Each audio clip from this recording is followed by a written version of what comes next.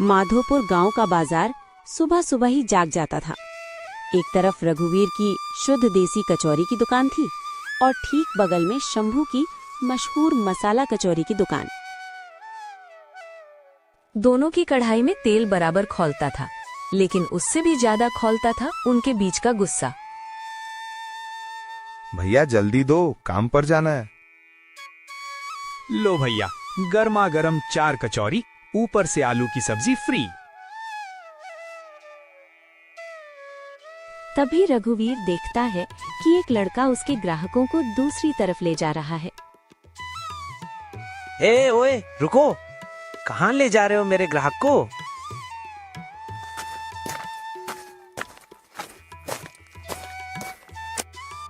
भैया मैंने कुछ नहीं किया, शंभू भैया ने कहा था उधर भेजने को। अच्छा, अब ग्राहक भी खींचे जाएंगे। रघुवीर तेज कदमों से शंभू की दुकान की ओर जाता है। शंभू, ये नया धंधा शुरू कर दिया क्या?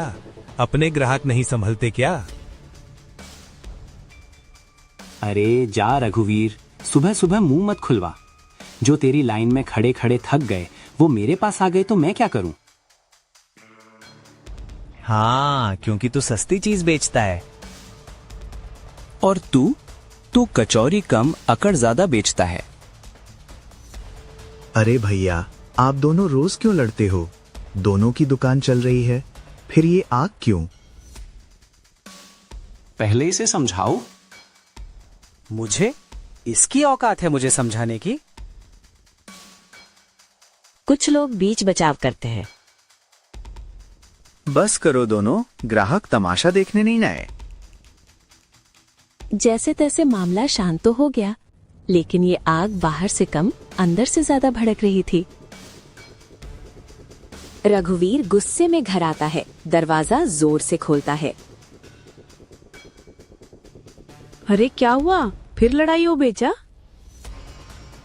उस शंभू को मैं छोड़ूंगा नहीं, हर दिन मेरी दुकान का नुकसान करने पर तुला है। रघुवीर अंदर चला जाता है।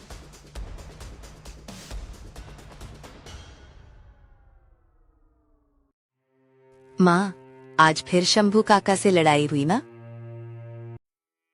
बेटा, ये नया नहीं है, बरसों पुराना जहर है। लेकिन वजह क्या है माँ? दोनों इतने नफरत से क्यों रहते हैं? कुछ बातें जितनी दबा दी जाएं, उतना अच्छा है। माँ, अब मैं बच्ची नहीं हूँ, बताओ ना। कमला कुछ देर चुप रहती है। तुझे सच जानना है तो सहना भी पड़ेगा। शंभू तेरे पापा का सौतेला भाई है। क्या?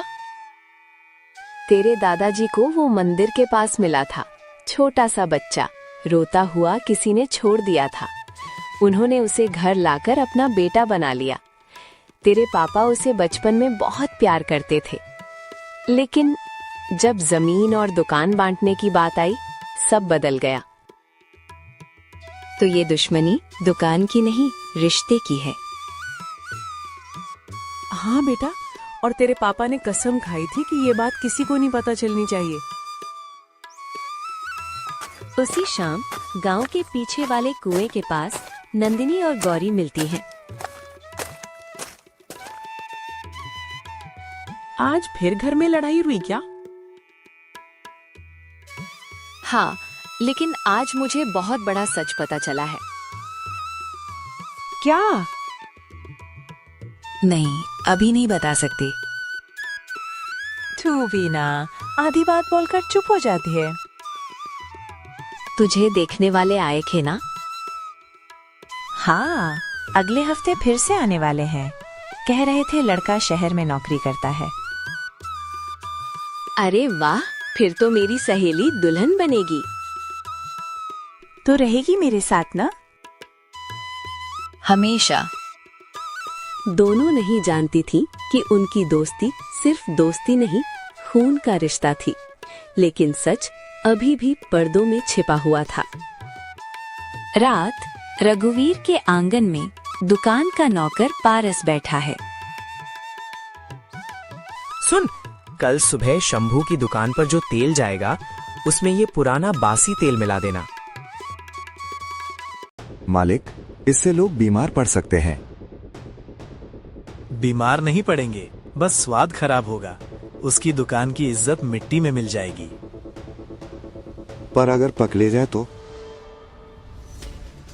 तू बस काम कर, बाकी मैं संभाल लूंगा।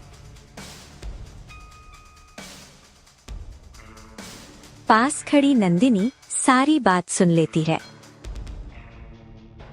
हे भगवान, पापा इतना नीचे गिर सकते? अगली सुबह नंदिनी गौरी को जल्दी से बुलाती है।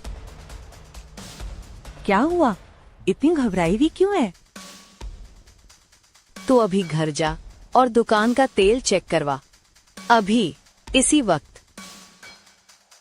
क्यों, क्या हुआ? बस मेरी बात मान। गौरी दौड़ती हुई दुकान पर जाती है।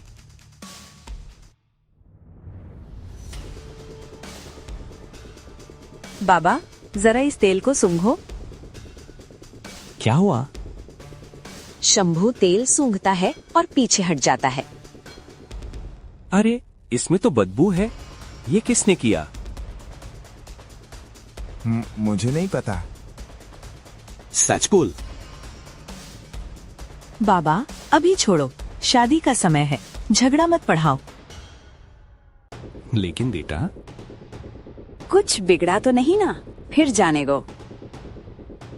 शंभू के दिल में गुस्सा तो था, मगर बेटी की बात सुनकर उसने लड़ाई रोक दी। यहीं उसकी इंसानियत रघुवीर की सोच से बड़ी साबित हुई। शाम को मुखिया जी शंभू के घर पर आते हैं। सुना है गौरी बिटिया का रिश्ता तय हो गया? हाँ भैया, भगवान की कृपा है। और रघुवीर फिर परेशान कर रहा है? छोटी मोटी बातें हैं, रहने दो। उसकी भी बेटी है, मेरी भी बेटी है। हमारी लड़ाई में बेटियों का क्या कसूर? दरवाजे के पीछे खड़ी गौरी सब सुन लेती है। बाबा, कुछ दिन बाद शादी का घर, सजावट, ढोलक की आवाज, फिर अचानक सन्नाटा। शादी का घर खुशियों से भरा था, लेकिन कई बार सबसे बड़ा तूफान बारात आने से पहले आता है। गौरी रो रही है। नंदिनी पहुंचती है। क्या हुआ? उन्होंने 5 लाख रुपए मांगे हैं। कहते हैं शादी वाले दिन तक नहीं दिए तो रिश्ता तोड़ देंगे। लेकिन लड़के ने तो मना किया था ना। अब उसके चाचा बोल रहे हैं कि लड़का कुछ नहीं जानता, बाबा के पास इतने पैसे नहीं है। तू रो मत, मैं हूं ना। कैसे? 3 दिन में कहां से आएंगे इतने पैसे? नंदिनी चुप हो जाती है। नंदिनी घर लौटती है। पापा, गौरी की शादी टूट जाएगी, उन्हें पैसों की जरूरत है, आप मदद कर दो ना। मैं क्यों मदद करूं? क्योंकि वो मुसीबत में है। तो मैं क्या करूं? मैंने उनका ठेका लिया है। कभी कभी इंसान दुकान से बड़ा भी होता है पापा। 3 दिन बाद लड़के वाले घर में बैठे हैं। पूरे 5 लाख अभी चाहिए, वरना ये शादी यहीं खत्म। भाई साहब, 3 लाख अभी दे देता हूं, बाकी कुछ दिन में। हम भीख नहीं ले रहे, सरकारी नौकरी वाला लड़का है हमारा। गौरी रोने लगती है। शंभू की आंखें भर आती हैं। ऊपर से नंदिनी ये सब देख रही होती है। पापा, अब भी कुछ नहीं करोगे? आज अगर आप चुप रहे तो जिंदगी भर मैं आपको माफ नहीं कर पाऊंगी। तुझे इतनी चिंता क्यों है उसकी? क्योंकि वो सिर्फ मेरी सहेली नहीं, मेरी बहन जैसी है। रघुवीर चौंकता है। और सच तो ये है पापा, वो मेरी बहन ही है। माँ ने सब बता दिया है। शंभू काका आपके भाई हैं। आप चाहे मानो या ना मानो, मैं गौरी को बहन मानती हूँ। रघुवीर बाहर देखता है। रघुवीर बाहर देखता है। शंभू हाथ जोड़कर खड़ा है। लड़के वाले अपमान करके जाने लगते हैं। तभी रघुवीर को बचपन की याद आती है। भैया, स्कूल के बड़े लड़के मुझे मारते हैं। किसने मारा? नाम बता। जब तक मैं हूं कोई तुझे हाथ नहीं लगाएगा।